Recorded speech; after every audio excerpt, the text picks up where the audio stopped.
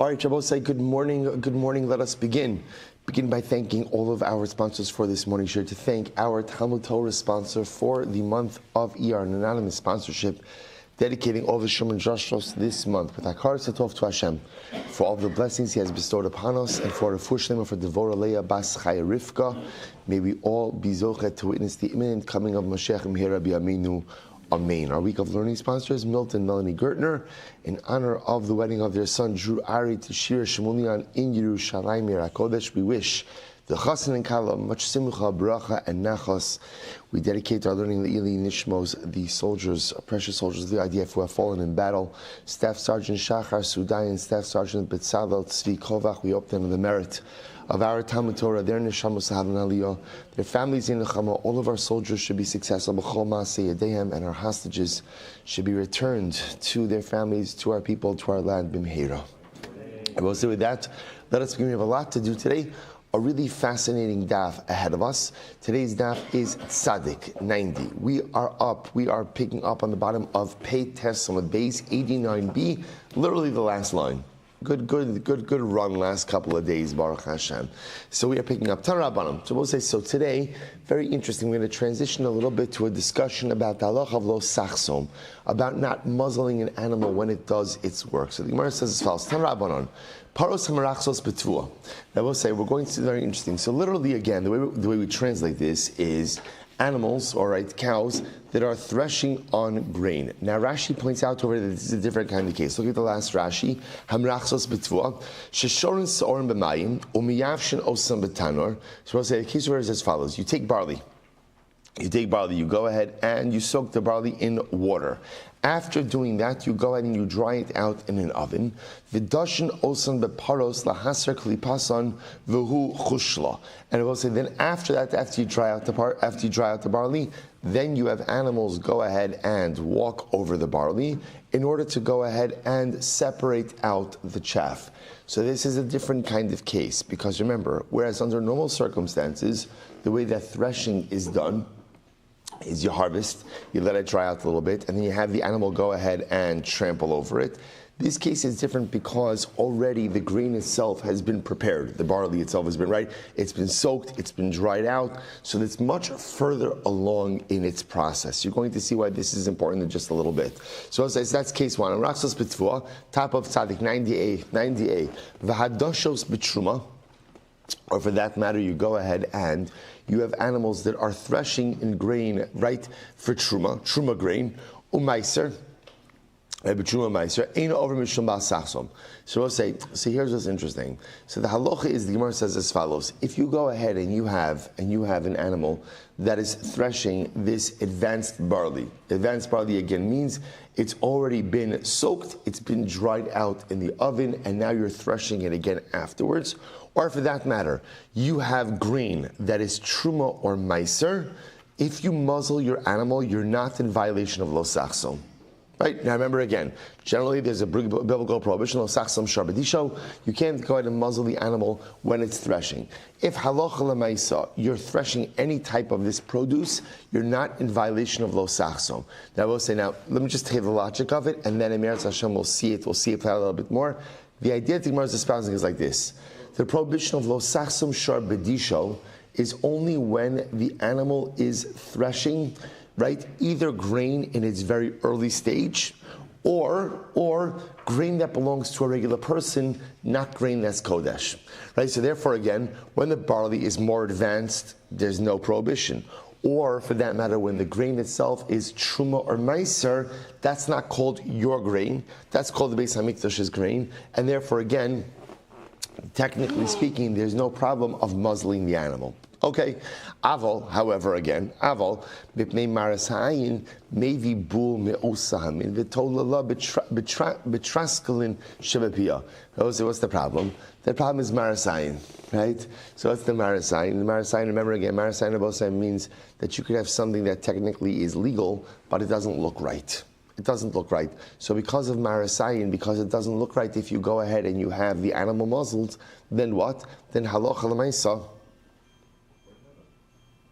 Oh, okay, right? Then, so because of marasayin, ultimately, what do? You take a handful of whatever type of item the animal is threshing, and you go ahead and you put it in a feed bag. Trusculin is a feed bag in the mouth of the animal. So in other words, even though technically speaking, midaraisa, you're permitted to muzzle the animal under these circumstances, because of maris ayin, we make you put a feed bag on the animal, and that way, again, the animal is being fed over the course of its threshing. Okay, Rabbi Shimon Bar Yochai Omer Rashbi, incredible, right? Rashbi says maybe karshinon v'tolin la shakarshinon yafas lamin akol. Rabbi Shimon Bar Yochai says you have to feed it. Now, it doesn't have to be of the same type of food that it's threshing. Rather, again, karshinim is vetch. You go out and you take some karshinim, which apparently is the best kind of animal feed. You take some karshinim and put it in the feed bag, right, with the animal, and that way, again, the animal is sustained. Okay, so as I said, that's the halachas. So what's being introduced over here? What's being introduced is that the prohibition of lo sachsom only applies, number one, to early stage grain, and only grain that is owned by an individual. But we'll call it advanced stage grain, like this case of this barley, right? This tvua, where the barley has been soaked, it's been dried out, doesn't apply. Or for that matter, again, grain that belongs to the Beis HaMikdash, no prohibition of lo sachsom. Okay, to this the Gemara says Raminu, Gemara says kasha, or minhu, or minhi, Gemara says kasha, paros hamerachsos betvua. So if you have cows, right, if you have animals that are trampling again or threshing the advanced stage grain, Eina over mishum bal sachsom. Again, there's no prohibition of lo sachsom over here. Vadoshos betruma umaiser. But if the animal is threshing truma or meiser, Eino over mishum basachsom. I'm sorry, over mishum basachsom. There is a prohibition of lo sachsom. So we'll say, so again, here we have it. Here's the contradiction. Beforehand, we said that if an animal is threshing truma or meiser grain, there is no prohibition of lo sachsom. You can muzzle the animal. And here, the Brisa pretty explicitly says that there is a prohibition of lo sachsom. So we'll reconcile that in just a moment. Furthermore, v'nochri hadash beparaso shal Yisrael. Over mishum basachsom. This is interesting. If you have a non-Jew threshing with the animal of a Jew, there is no prohibition of lo sachsom. Right? Rashi says, or we'll say, take a look at Rashi, almost right across in Rashi. Nachri adash paraso shal Yisrael. Einon over habaylim sha'amru lo chasom parasi v'dosh batvo shalcha. Ein ale averas lo sachsom. So we'll say, Rashi points out over here, so this is a non-Jew utilizing the animal of a Jew. Right now, the non-Jew is threshing his own wheat, but he's muzzling the animal of the Jew. There is no prohibition of lo sachsom in such a scenario. So even though the Jew's animal is being muzzled, since it's being muzzled by the Gentile, for the sake of threshing the Gentile's wheat, grain, therefore there is no prohibition of lo sachsom. However, conversely, the Yisrael hadash beparaso shal nachri over mishum basachsom. But interestingly enough, if a Jew uses a Gentile's animal to thresh his wheat and he muzzles the animal, he is in violation of the biblical prohibition. So I will say what's very interesting about this, and again we'll further develop this, is it almost sounds like that the prohibition of lo sachsom is a din in the gavra, not a din in the chafza. Meaning what? That it's an obligation upon the Jew, and not per se one that devolves upon a Yiddish animal, right? So the idea over here is, it doesn't really matter who owns the animal. What it matters is who's doing the threshing. So if a Jew is doing the threshing, then there's a prohibition of muzzling the animal. If a non-Jew is doing the threshing, there's not a prohibition of muzzling the animal, even though the animal itself may be owned by a Jew. Just so again, we're going to further develop this, which is very interesting. So the Gemara says, one second. Kash Nebo, remember why was this whole thing brought up? Kashya truma at truma, kasha meiser a meiser. So I will say the problem now that we have is a contradiction when it comes to threshing truma and meiser. Beforehand, we said that if you have an animal, if my animal is threshing truma and meiser, there is no prohibition of lo sachsom. Now the Gemara is saying, now the Brisa is saying that there is a prohibition of lo sachsom. So what's going on over here? What's going on? So I'll say, so by the way, just to understand, like we said before, what was the logic of saying that when the animal is threshing produce or grain that belongs to the Beis HaMikdash, there is no prohibition of lo sachsom? What was the logic? Because remember, the pasuk is lo sachsom shar bedisho. You cannot go ahead and muzzle the animal when it is engaged in its threshing. Its threshing sounds like it's threshing grain that belongs to an individual. When the grain belongs to the Beis HaMikdash, technically speaking, no prohibition. So we have a contradiction. How do we resolve it? So the Gemara says, let's analyze. Well, there's really a lot of very interesting ideas over here. So the Gemara says, Bishlama Truma, Truma lo kasha. So maybe there's no contradiction on Truma. Why not? Kan b'Truma, kan b'Gidulei Truma. So it's very interesting. Maybe one case is talking about Truma, and one case is talking about replanted Truma. Now, before we look inside, I'll just have it just a moment. But let's imagine the following scenario. You have Truma produce. Imagine for a moment, you take that Truma produce and you replant it. So now what's the halacha, what's the status of that new growth that came from the Truma plant? So take a look at Rashi, Gidulei Truma. Rashi says, Shezara v'gidla hagidulim Truma midrabanan. So the halacha is, if you take Truma produce, you replant it, and now something new grows, that new growth is not really Truma, at least not midaraisa, but it is Truma midrabanan. It's Truma midrabanan. So look at Rashi. So Rashi goes on, Shezar v'gidla hagidulin Truma midrabanan, v'zeh achad mishmona asar davar sherabu beishama al beisilal b'yetzio Shabbos v'chivan dalat Truma midaraisa hi karinan be'dayish stama. So we'll say, now watch this. Someone else makes a suggestion. Maybe there's no contradiction in the Truma cases. Let's go backwards. When this last Brisa said that ultimately, again, Truma is subject to lo sachsom, that's talking about real Truma. No, I'm sorry, just the opposite. Let me say it differently. When the first Brisa said that ultimately, again, if the animal is threshing Truma, there is no prohibition of lo sachsom, that's talking about real Truma. When the second Brisa said that there is a prohibition of lo sachsom if the animal is threshing Truma, what is that talking about? Gidulei Truma. Gidulei Truma, in other words, you took Truma, you replanted it, now you have new growth. Remember, Midoraisa, that's not Truma. Midrabanan, it is, but since it's only rabbinic Truma, therefore it is going to be subject to the biblical prohibition of lo sachsom. That's the Gemara is reconciling it. Okay. Ela meiser kasha. So what do I do about meiser? Right, I still have this inherent contradiction when it comes to Meiser. To which the Gemara says, Chitema, Meiser a Meiser lokash. So again, remember, that's fine. So now we've resolved Truma. So Brisa number 1 that says that Truma is not subject to lo sachsom is talking about biblical Truma. Brisa number 2 that says Truma is subject to lo sachsom, that's what we call Gidulei Truma, right? Rabbinic Truma. Okay, what about Meiser? I v'chitema Meiser nami lo kasha. Kan b'Meiser, kan b'gidulei Meiser. So maybe you'll say, well, why don't I just make the same distinction? Why don't I say that the first brisa that says that there is no lo sachsom by Meiser is talking about real Meiser. The second brisa that says there is lo sachsom by Meiser is talking about Gidulei Meiser. In other words, I took Meiser, I replanted it, and now whatever grows from that, again, Mid Oraisa is not Meiser, Mid Rabbanon is, but since it's only rabbinic Meiser, will be subject to lo sachsom. Rabbi say, just remember, just the principle to keep in mind with this is as follows. The only type of produce that is subject to the prohibition of lo sachsom is individually owned produce. If the produce is owned by the Beis HaMikdash, or for that matter, again, has a consecrated status, not subject to lo sachsom, right? Where do we get this from? Because the pasuk says lo sachsom shor b'disho. Do not go ahead and muzzle the animal when it is engaged in its threshing.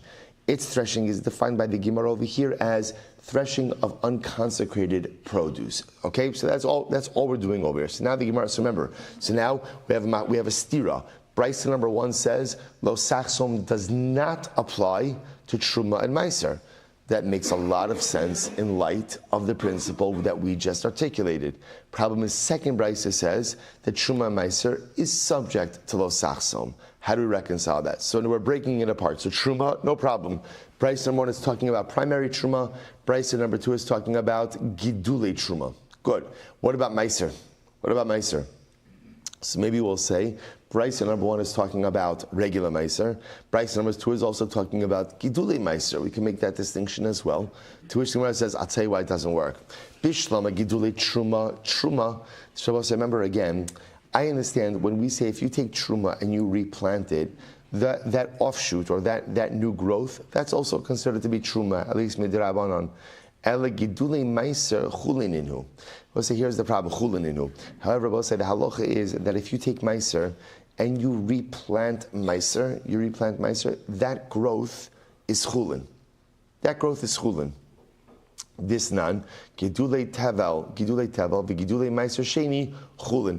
So Rabbi says, so therefore you need a different distinction. In other words, so I understand the brisa that says that if you go that meiser is not subject to lo sachsom, that's talking about real meiser. But the brisa that says that halacha lemaisa, meiser is subject to lo sachsom. So what's the case? It can't be gidulei meiser. It can't be that you're replanting meiser because everyone agrees that gidulei meiser is chulin, is totally unconsecrated property. In which case, of course, it is subject to lo sachsom. Ella lo kasha. Listen to this. Ha b'meiser rishon, ha b'meiser rishon, ha b'meiser sheni. So this is interesting. So maybe the brisa that says that ultimately again it's asur is meiser rishon, and the brisa says that it's mutter is talking about meiser sheni. All right. So the Gemara says vi b'isema ha b'meiser sheni, and I will say maybe again they're both dealing with meiser sheni. V'lo kasha ha Rabbi Meir ha Rabbi Yehuda. So we'll say maybe it's reflecting of two different opinions. What are the two different opinions? Here we go. Rabbi Meir da Amar meiser mamon gavoahu, because Rabbi Meir is of the opinion that meiser is considered to be mamon gavoa. So we'll say so. Rabbi Meir holds that meiser in general is considered to be consecrated property. Rabbi Yehuda da Amar meiser sheni mamon hedyotu. So we'll say fundamental machlokes. We've seen this many times before, actually, about this general status of meiser sheni, right? Because meiser sheni is unique in that you get to consume it, but you have to consume it in Yerushalayim. So what's its status? Does it have the status of mamon gavoa? Is it considered to be consecrated, or is it considered to be mundane? Now, we'll say, now understand that machlokes has high stakes over here. Why? Because if it's considered to be consecrated, then it's not subject to lo sachsom. But if it's not considered to be consecrated, then it is subject to lo sachsom. So the Gemara says, Heichi dami, what's the case? Fine. So the Gemara says, fine. Seichi dami, what's the case? So the Gemara says, Kigon. So now we'll say, now, okay, so let's pause here for just a second. So now what we've effectively done is as follows. Here's what we know. Let's espouse, well, let's go over the points that we know, right? We know that there's a prohibition of muzzling your animal when it threshes, number one. Number two, what the principle that's coming out over here is that prohibition only applies when? Privately held grain. Right? But if it's consecrated grain, the prohibition simply does not apply. All right, we also had a stira, right? Again, one brisa says it applies by Truma Meiser, one brisa says it doesn't apply by Truma Meiser. Okay, so we resolve that in a variety of different ways. Now the Gemara is taking a step back and says, whoa, I don't understand something. The Gemara says, Heichi dami, what's the case? Now, what does it mean, what's the case? So the Gemara says, one second. Heichi dami. Now Rashi says, Heichi dami. Rashi says, Delehave meiser kodem disha. Now watch this. We're talking about a case over here of where the animal is threshing meiser grain, right? So the Gemara says, how does that ever happen? Remember, Gemara said this was yesterday's daf. In order to be, remember, the obligation for meiser, right? The tithing obligation only sets in when? At a point in time where the produce is considered to be at least quasi-finished, right? What we call gimar malacha. So if the animal is threshing the grain, what does that tell you? It's not finished, right? It should be nowhere near gimar malacha. If it's nowhere near gimar malacha, how are you having truma and meiser cases? You hear the kasha? It's a good kasha. So Gemara says, Heichi dami, what's the case of where an animal could be threshing truma and meiser produce? To which the Gemara says, actually, it's quite simple. Kigon shikdimu b'shibalim. So both say, this is actually a very interesting case over here. There's a difference between when the produce becomes obligated in trumas and meisers, which only occurs at a point in time where the produce is quote unquote finished or near to completion. But let's say you decided, for whatever the reason, that you want to designate trumas and meisers in the produce at an earlier stage. So technically speaking, if you did it, it works. So if you were to take a stalk of grain, and you were to say, whatever, 1/3 of this stalk is truma, and 1/10 of this stalk is meiser, leaving aside the actual specifics of the numbers. I will say, if you did that, technically speaking, it works. Look at Rashi. Shektimu b'shibolin, kigon shektimu v'kara shem alav b'shibolin. So we'll say, on a technical level, if you were to designate trumas and meisers in grain when it was still in its stalk form, technically it works.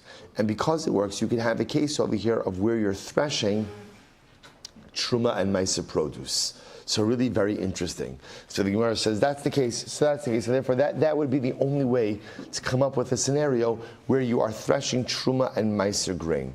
Well, Rabbi Yehuda, and here's what's interesting. According to Rabbi Yehuda, Vaha Bai Choma. But according to Rabbi Yehuda, what about the fact that by Meiser Sheni, you need the walls of Yerushalayim? Well, so look at Rashi. Ha Bai Choma, Sha'asra la'ochlo chutz l'chomas Yerushalayim, v'heichi asi lavdalo sachsom, v'dachi lavdalo sucha lechol b'sharecha. So this is very interesting. So Rabbi Yehuda was like this. Here's the issue. If we're talking about threshing Meiser Sheni produce has to be consumed in the walls of Yerushalayim. Not only that, what the Gemara is suggesting over here is that maybe even when the animal consumes the produce, the animal also has to consume the produce within the walls of Yerushalayim. So if that's the case, how are you able to go ahead and have the animal eat of the Meiser Sheni produce while it's threshing if the animal is outside of Yerushalayim? To which the Gemara says, sorry. The case over here is where the animal is literally threshing, again within the walls of Beis Pagi. Rashi points out over here, Beis Pagi was Hekiv Chitzon Shel Yerushalayim Shel Sifu Alav. So Beis Pagi apparently was an extension of Yerushalayim itself. So the Gemara essentially answers, it's a case where the animal is threshing in Yerushalayim. Okay. Ibai Sema Lo Kasha, the contradiction, other possibilities. It's not a question. Kan b'meiser vadai, kan b'meiser demai. All right, so I'll say it's very interesting. Maybe the other possibility is, one case is talking about meiser vadai. So I'll say when it's meiser vadai, ultimately, again, that's when there is not going to be a prohibition of lo sachsom, or the other case is talking about meiser demai. And a Meiser Demai, ultimately, again, first of all, there may not be there would be a lo sachsom, but Allah Chalamayis, you could also do it outside of Yerushalayim. Okay. Says Meiser Demai, to let's say Elim Dirabanon, Halokech me Amaret Shechayvu lahafrish Meiser Sheni ala Safek Ulalos Yerushalayim. So remember again, Demai in general is produce that you bought from an Amaretz that is subject to additional tithing midrabanon. Okay, so Gemara says, well, 1 second. Hashla da asas lahachi. Now that you've come to this, the Gemara says, Truma at Truma nami lo kasha. There won't be a contradiction between Truma and the two brises. Why not? Kan b'trumas vadai, kan b'trumas demai. So Rabbi say this helps to reconcile the previous question as well. What was the previous question? Rabbi say, remember again, the previous question, top of the Amud, with a contradiction in brises. One brise said that when you thresh Truma, it is subject to lo sachsom, and one says that it's not. So how do you reconcile that? Twitch the said maybe this is it. Maybe the brisa that says that there is no lo sachsom by truma is talking about real truma, versus the brisa that says that there is lo sachsom is talking about what? Truma of demai, which is really only truma midrabanon. So because truma midrabanon, it will be subject to lo sachsom. Okay. To which the Gemara says, "Bishlama meiser demai ika ela trumas demai miika." So Rabbi said, "This is fascinating." Now I understand why there is meiser of demai, right? But is there really such a thing as truma of demai? Now Rabbi said, "I remember again. What's demai? Demai is produce that you purchase from an amaretz. What's the concern? That he did not properly tithe. So the Gemara says the concept of demai only ever applied to meiser, never applied to truma. Why not? I will say this is fascinating historical brisa. Vatanya we learned, af hu bitel es havidui. So I will say, He also, who's the he? Rashi points out over here, Yochanan Kohen Gadol. Yochanan Kohen Gadol was mevatel the vidui meiser. Now what is this? Take a look at Rashi. Bitlas avidui shel meiser va'afilu shel chaverim she'in lomar bi'arti hakodesh min habayis v'gam nasativ lalevi lefi shelo hayu nosten meiser rishon lalevi kilchaso v'rachmana amar leleviim v'kansinhu Ezra v'tziva l'sit l'kanim. Okay, so we'll say an interesting piece of historical information. So watch this. When Ezra brought back the Jews to rebuild the second Beis Hamikdash. So remember again, he put out a call to Babylonian Jewry. Now, to begin with, only a fraction of Babylonian Jewry returned. That's number one. There was one segment of the population noticeably missing, which were Leviim. Leviim did not return. As a result, Ezra penalized them. What was the penalty? Ezra took away their Meiser Rishon. Took away their Meiser Rishon and gave it to the Kohanim. So now watch this. So now, as a result, there's a concept of Vidui Meiser. Vidui Meiser says that at certain intervals during the agricultural cycle, you make this confession. And what's the confession? I have given away all of my tithes. And in that confession, it says, I've given it to the Kohanim, I've given it to the Leviim. So now Yochanan Kohen Gadol, who was the Kohen Gadol during times of the second Beis Hamikdash, went ahead and said, we're no longer saying this. Why? Because it's no longer true. What's no longer true? We're not giving Meiser to the Levi. So because we're not giving Meiser to the Levi, you can't make this statement. You can't make this statement. So Rabbi says, so therefore again, so he went ahead, so let's just go back. So Afu Bitas Avidu. So number one, Yochanan Kohen Gadol did a couple of things. Number one, he was Mevatel Vidui Meiser. We're no longer going ahead and making this confession because we can't. It's not true. We're not giving Meiser to the Leviim anymore, therefore I can't make the confession. That's number one. The Gazer ala Dmai. And I will say furthermore, Yochanan Kohen Gadol was the one who instituted Dmai.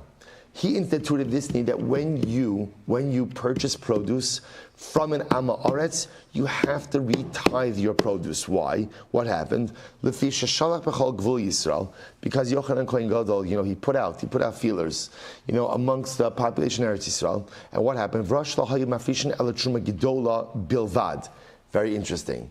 He will say that people were makbid to separate out truma, but that was it. So therefore, again, he decreed that halacha l'maisa, when you purchase produce from an Amma Aretz, you have to what? You have to retithe it. Now I will say, but here's what's interesting.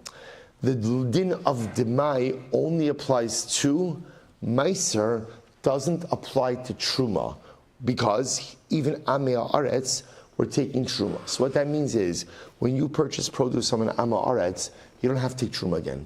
You don't have to take Truma. What you have to take out of it is Meisrus. So therefore, if you want to reconcile the contradiction in the Braisos by saying one is dealing with actual Meiser, one is dealing with Meiser of Demai, that's fine. But that same distinction does not work when it comes to Truma, because halacha l'maisa, there is no demai, the Truma was being taken, and therefore the gzira of demai, or the din of demai didn't apply. Elo kasha, kind of a Trumas meiser vaday, kind of a Trumas meiser demai. Okay, so maybe he's talking about this. Maybe the way to reconcile the kasha and the brises is dealing with Trumas meiser vaday. Remember again, we'll say Trumas meiser is that when the Levi gets his portion of Meiser, he has to separate out Truma to the coin from his portion. So maybe one is talking about Trumas Meiser Vadai, which would not be subject to Lo Sachsom, and one is talking about Trumas Meiser of Demai, which would be subject to Lo Sachsom. Okay, so we'll say, so fine. So bottom line, that's the end of that sugya. So again, what are the takeaways? Once again, the same takeaways as I said before. Number one, the prohibition of Lo Sachsom only applies to privately held grain. Just remember that point. That's it. Only applies to, when I say privately held, individually owned grain. What does it not apply? It does not apply to Truma and Meiser. How are you ever going to have a case of an animal threshing Truma and Meiser when the din of Truma and Meiser is only triggered by a further state of development in the grain way past threshing? What's the answer? The answer is someone jumped the gun and he designated grain as or he designated Truma Meiser in the actual stalks. And if you do that, you're not obligated to do that, but if you do that, it works. It works. And therefore, again, if an animal is threshing grain of Truma and Meiser, you're allowed to muzzle the animal. The prohibition of muzzling doesn't apply. Why not? It's a technicality. Lo sachsum shar bidisho. You can't muzzle the animal when it's muzzling its grain. It's grain, privately held grain, not consecrated grain. That's it. Now, I'll say now a whole bunch of distinctions. There could be cases where the prohibition of muzzling would apply. For example, in any of these cases where truma and meiser is going to be midrabanan. Okay, another interesting historical fact, times of the second Beis HaMikdash, Ezra penalized the Leviim. They did not come back to the Beis HaMikdash. They lost their meiser. As a result, Yochanan Kohen Gadol went ahead and negated vidui meiser, so there's no longer a confession that was done when separating out Trumas and meisers. And Matir say he made Dmai. That's his other enactment. He saw people were not tithing, therefore he said if you purchase produce from an Am Ha'aretz, you have to retithe it. But interestingly enough, everyone was makbid on what? Truma. So therefore, if you bought produce from an Am Ha'aretz, you never had to separate Truma again. All you had to do was separate out Maestros. Incredible. But I'll say, really interesting case here. Boy, we name it Rav Sheshes. Haizo chales umasrezes mahu. All right, we'll say, watch this. Let's say the animal is threshing, but the animal is ill. So what ends up happening? The animal eats and it has diarrhea. So now, what's the shayla? Can you muzzle the animal? Right? Because here we'll say, why am I muzzling the animal? For the benefit of the animal, right? Obviously the animal's sick, so whatever it's eating is going right through it. It's not in the best interest of the animal to eat. Am I allowed to muzzle the animal in such a scenario? So the Gemara says, on one hand, mishum de ma'ali lahu, v'halo ma'ali. On one hand, maybe the Torah says you can't muzzle your animal in general. Why? Because again, it's beneficial for the animal to eat. But in this case, it's not beneficial. Ol dilma de chazim mitztara, v'chazim mitztara. Or maybe the prohibition to muzzle is what? Maybe the prohibition to muzzle is because if an animal is threshing and working with food and can't eat, that causes the animal tsar. So therefore, again, that causes the animal discomfort. And here, even though the animal is sick, is having this diarrhea, but still, if you muzzle it, it's going to cause the animal tsar. So therefore, you can't muzzle it. So we'll say, see here the shayla. So really, what it's getting down to is the fundamental reason for the prohibition to muzzle. Is it because we say it's beneficial for the animal to eat, therefore you can't muzzle it? Or do we say muzzling it causes the animal pain, tsar, that it sees food, it's threshing, it's working with food, but yet it can't eat while it works? What's the nafkamina? The nafkamina is where eating is not beneficial to the animal.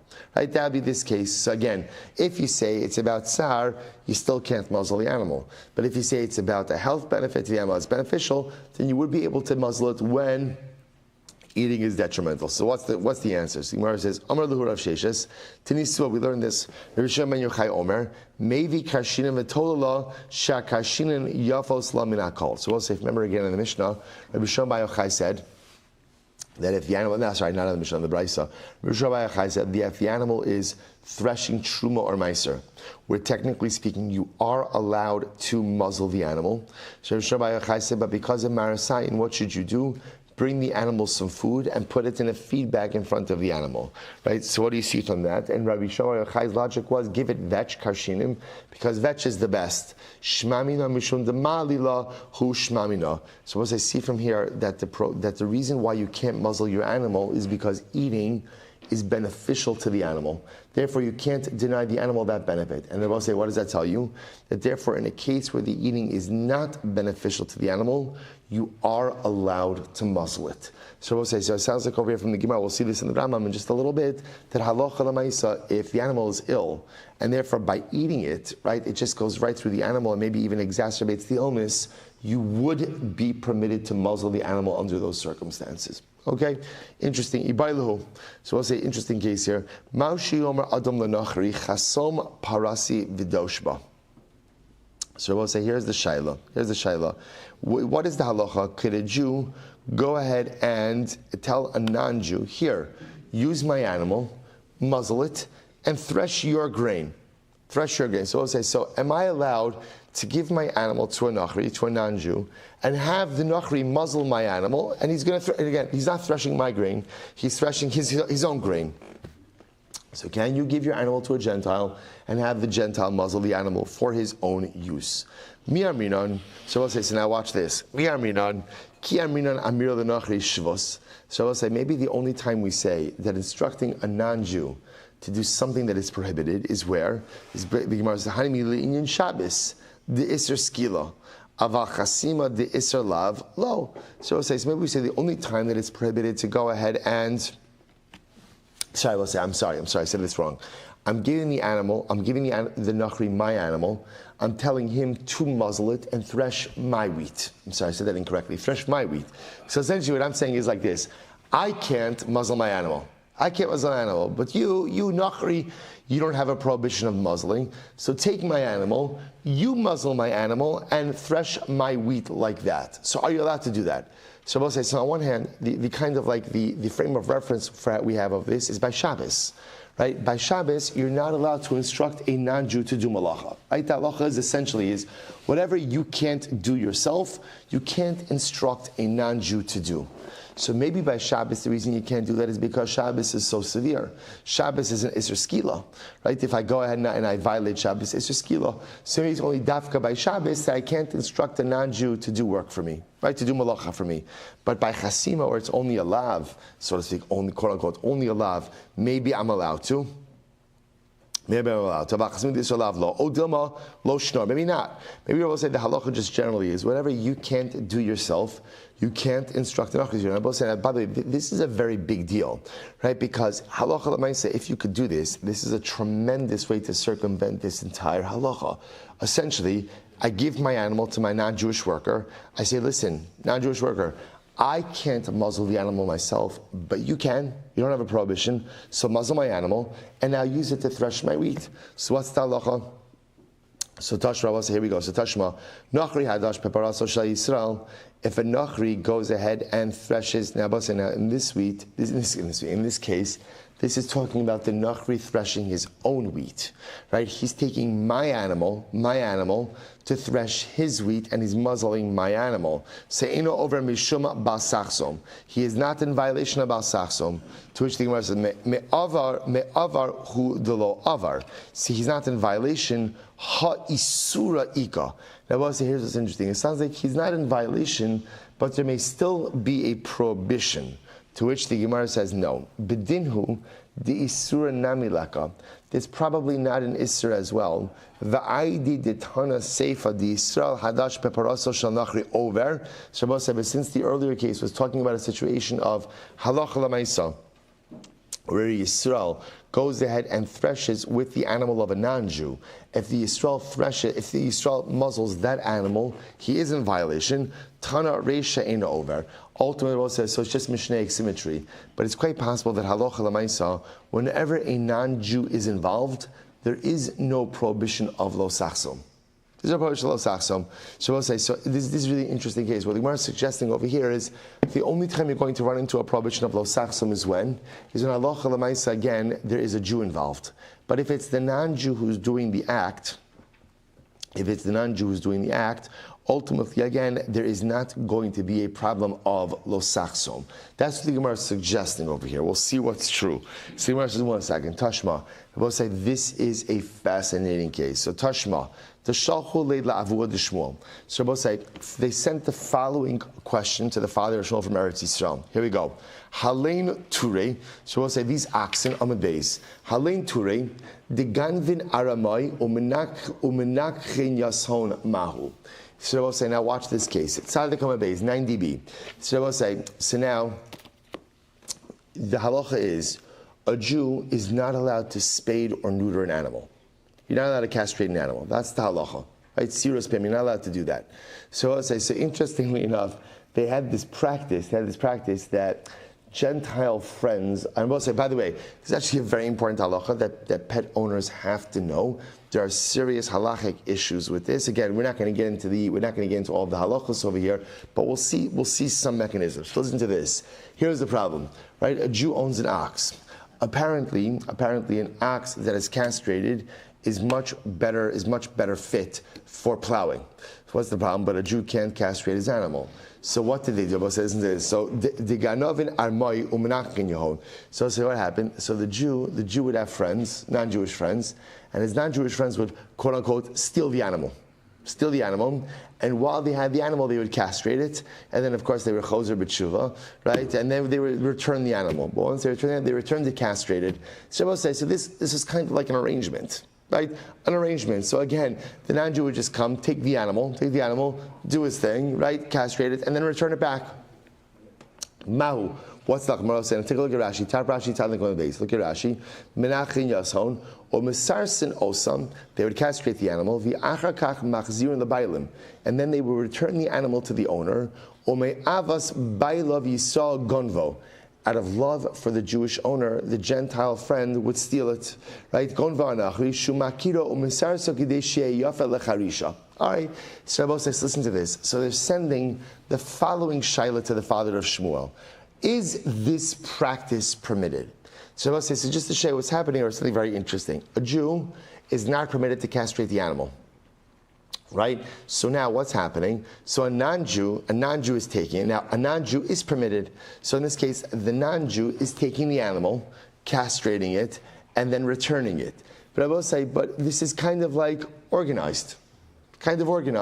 So now the Jew is not explicitly instructing the non-Jew to do it, but at the same time the Jew is fully aware that the non-Jew is doing it, and obviously it's benefiting the Jew. Is this practice permitted? So Shalach Lahu, Shmuel sent back to them, Haram isavid buhu, harimu alayhu v'yizdabein. So Father Shmuel said, absolutely not. This is harama. Harama is like deceptive, right? This is the deceptive practice. Underhandedness. So I will say you can't do this kind of stuff to circumvent halacha, and therefore again, because he's using some type of subterfuge, therefore again, but we penalize him. And how do we penalize him? How do you penalize him? He has to sell the animal. In other words, we don't let him get benefit from the animal, we make him sell the animal. All right, so the Gemara says, Amra Papa b'nei Marava Savila. So we'll say, so the point is, what do you see from here?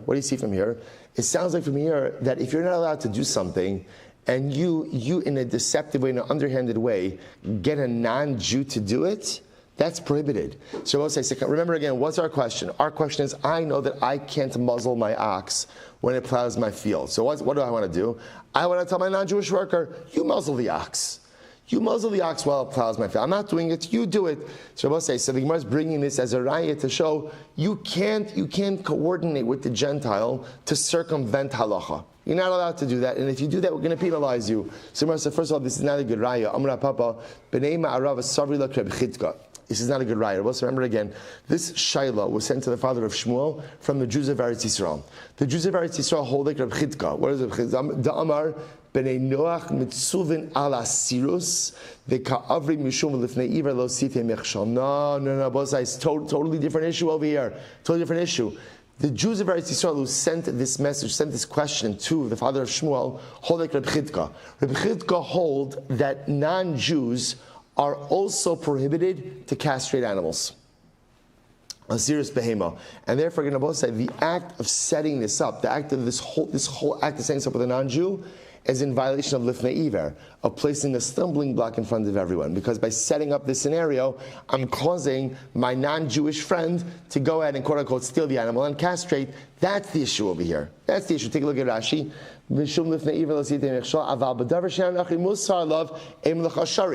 could very well be able to say that in an area of halacha where a non-Jew is not subject, where a non-Jew is not obligated, this would be totally fine. So therefore, let's take a full circle. So it could very well be the issue over here is that there is a school of thought that says that even non-Jews are not permitted to castrate animals. In which case, when I allow the non-Jew to steal my animal, I am going ahead and placing a stumbling block in front of him.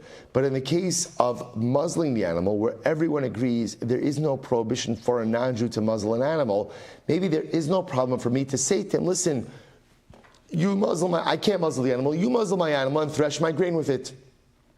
Savra Avalamemar. So we'll say, so first of all, just finishing up this case. Remember again, Avua de Shmuel said to the Jews of Eretz Yisrael, since you engage in a deceptive practice, we're going to penalize you. You can't retain the animal, you have to sell the animal to someone else. Now Rava said, by the way, when we say you have to sell the animal, so Savra Avalamemar, Yimachru l'shchita. Rava said, then not only do you have to sell the animal, you have to sell it for slaughtering purposes. Now that's a big deal. Obviously, a work animal, a threshing animal, is worth much more money than a shchita animal, right? Because remember again, a shchita animal is consumption, you use it once. A work animal had a much higher value. Rava wanted to say that when the father of Shmuel said to the Jews, said to them, you have to sell the animal, not only do you have to sell it, you have to sell it for shchita, which essentially is at a loss. Abai says, no, absolutely not. Dayon shekanasta le nechira. No, you don't have to sell it for shchita. You could sell it even for threshing purposes, and that would be absolutely fine. So the Gemara says, pshita bino gadol ki acher dami. I will say furthermore, when you sell it, who can you sell it to?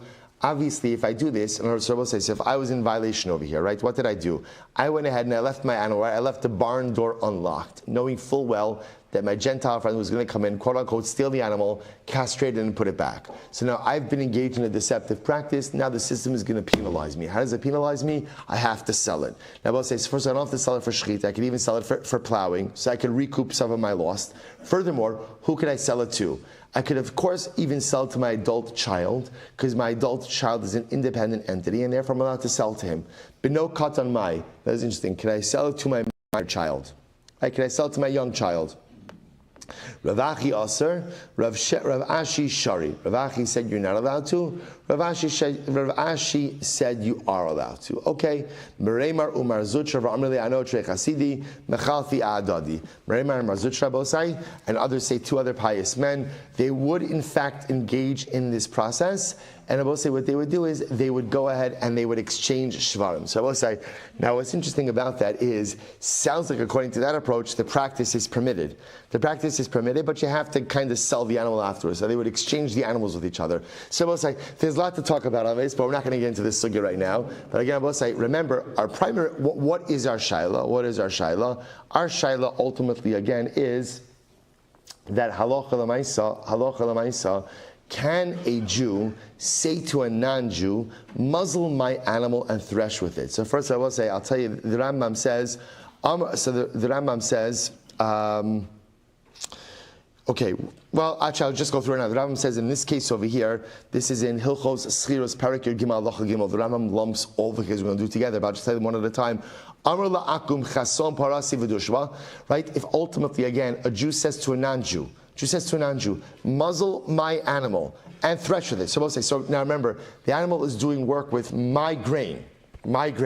So I'm telling the Nachri, I can't muzzle the animal, you muzzle the animal. What's the halacha? The Rambam says, Aser ve'ino loke. It is Aser, but you don't get Malkus. Now what does that show you? In other words, it's Aser, what does it mean you don't get Malkus? Because I am not the one who's doing the muzzling myself, therefore I can't get lashes because I didn't do the Maisa. But the Rambam Paskins, it is still Aser. So I can't instruct a non-Jew to muzzle my animal and to thresh my grain with it. If I did so, I don't get lashes. Okay, next case. Hoshiv lo kotz befiha mahu. Supposed to listen to this. Now, literally translated, I put a thorn in my animal's mouth. Now, what's the chap with putting a thorn in the animal's mouth? So obviously, if the animal has a thorn in its mouth, what is it not going to do? It's not going to eat. It's not going to eat. So am I allowed to put a thorn in the animal's mouth so that the animal won't eat while it's threshing? So the Gemara says, "Hoshivla chasim al yosihi." I will say, obviously, if you're putting a thorn in the animal's mouth is no different than what? Actively muzzling it. So of course that's going to be prohibited. So Gemara says, no. What's the shaila? Eli yashiv lakos befiha mau. So it's interesting. So I'm not placing the thorn. Rather, what's the case? The animal got a thorn in its mouth. So now, right now, the animal can't eat. What's the shaila? Am I obligated to remove the thorn in order for the animal to eat? Or I will say, can I say, you know what, I didn't put it there, so I can leave it there, at least till the animal finishes threshing. This way the animal won't eat while it's threshing. You hear the shaila? So again, to put the thorn there obviously is prohibited, because that is tantamount to an active act of muzzling. But if the animal, let's say again, got the thorn there by itself, am I obligated to remove the thorn, or can I leave it? Incredible. So you will say similarly, here bitzla arimi b'chutz mahu. All right, it's an interesting case here. So we'll say, so what happens? What happens if halacha l'maisa, right? Now, literal translation is, I placed a lion outside the threshing floor. Now, what's the chap of placing a lion outside the threshing floor? So when my ox sees a lion, understandably, it's going to be a bit on edge, right? A bit on edge, right? And therefore, again, what's going to happen? It's not going to eat. So I'm placing my pet lion by the entranceway of the threshing floor, so that my animal is going to be too nervous and not eat. The Gemara says, if that's the case, if I actively place the lion there, then I will say that is tantamount to actually muzzling the animal. Rather, what's the case? Rather, the Gemara says, rather, I will say the case over here is where the lion came on its own volition, sat down by the entranceway of the threshing floor. Am I obligated to chase the lion away so that my animal will eat or not? Okay, next. Ha'amid benami b'chutz mahu. So we'll say, what happens if I placed the ox's calf right outside the threshold? Now, we'll say, so apparently, when the parent sees the young child close by, the parent's attention is on the young and won't eat. So the Gemara says, mahu. So mahu, what's the halacha? Haiset smei l'mayim mahu. Or what if the animal was thirsty? So because it's thirsty, it's not going to eat. Am I obligated to give it to drink so that it'll eat? Paras la katbalya al gabe dishamahu. I will say, what happens? Am I allowed to spread a hide over the wheat that it's threshing? So I will say, remember again, see here's what's interesting. If I spread a hide over the wheat, the animal will step on the hide, that accomplishes the threshing. But the animal doesn't see the grain underneath the hide, so it's not going to eat. So both say, see here the shaila. So there's really two different questions over here. Number one is, if the animal has a condition, essentially, that prevents it from eating, am I obligated to remove the condition or to alleviate the condition so that the animal will eat? That's really number one. And number two is, can I create a scenario where essentially the animal is not going to want to eat? Or is that called lo sachsom? So we'll say all these outstanding questions. Where it says pashat me'achada. So let me answer at least one of these questions. Disanya Rashay bala parla hariv paraso kedishatocha minadisha harbe. So we'll listen to this. In general, we'll say if I know that my animal is going to be threshing, this is the opposite case, right? If I know my animal is going to be threshing, I could feed my animal very little that day so that it'll eat the bulk of its meal while it threshes. That's permitted. The Gemara says, "V'rashay balabayis lahatir pakia amir lefnei behema kedei shelo tochal min adisha harbe." I will say furthermore, what could I do? Before the animal threshes, I could also feed it a lot. Literally, again, I could untie a bundle of hay. In other words, I could pre-feed the animal before it threshes so that it won't have an interest in eating while it threshes. So I will say, Rashi says over here, Pakia Amir, Kashin Shal Shibalin, Shein Dosha, Vahaviki, Poris, Katabalia, Fitishu Min Shari. Shabbos is interesting. Someone wants to suggest that untying a bundle of hay before the animal eats, and therefore it's going to eat all the hay, not want to eat while it's threshing, that's the equivalent of placing a hide over the grain while the animal threshes. In both cases, so to speak, the animal doesn't quote-unquote see the grain that it's threshing. And therefore the Gemara wants to suggest that therefore at least the case of spreading a hide over the grain should be permitted. To which the Gemara says, no, the two cases are not the same. Why not? Shiny hasam de ka'achla. The other case, ultimately, again, is different. Why? Because in the case where you're pre-feeding it, it's actually eating. By saying, the other possibility as well say is, Rashay balabais lahatir pakia amr lefnei behema meikara kadesh lo tochal harbe min hadisha. Ultimately, and I will say furthermore, the other possibility is that halacha l'maisa, you're allowed to go ahead and, at the time of threshing, open up an entire bundle of hay in front of the animal so that it won't want to eat while it's threshing. That's more equivalent to the case of spreading out the hide. So Rabbi says, so how do we pass in all these cases? So listen to this. So the Rambam says as follows: Yashav lakotz b'fiya v'dashba v'hare eino ocheles. Let's say, the animal got, so case number one, the animal got a thorn in its mouth, right? I didn't put it there, because obviously putting the thorn in its mouth is tantamount to muzzling it. It got the thorn in its mouth, and I didn't take it out, right? Or or a lion just sat down outside of the threshing floor, or its calf. So again, I didn't put these things there, but they're there. Or the animal is thirsty, and I'm not going in and giving it to drink. Or I went ahead and I placed a covering on top of the threshing. Rabbi saying all of these cases, aser ve'eno loka. We'll say in all of these cases, halacha l'maisa, because I didn't do the active muzzling. Therefore, what? Therefore, I can't get malchus for it. However, it's still aser. Also, what you see over here is that really me'ikar adin, halacha l'maisa, where the animal is effectively muzzled, it is my obligation to remove the muzzling force and allow the animal to eat. But if I didn't do so, then as long as I did not create the muzzling, I am not going to get malchus for violation of the law. Right? We're not finished with this yet. There's still more to do here. Metzia will continue tomorrow. Shkoyach. All right, Chevron Zoom. Have a great day, everyone.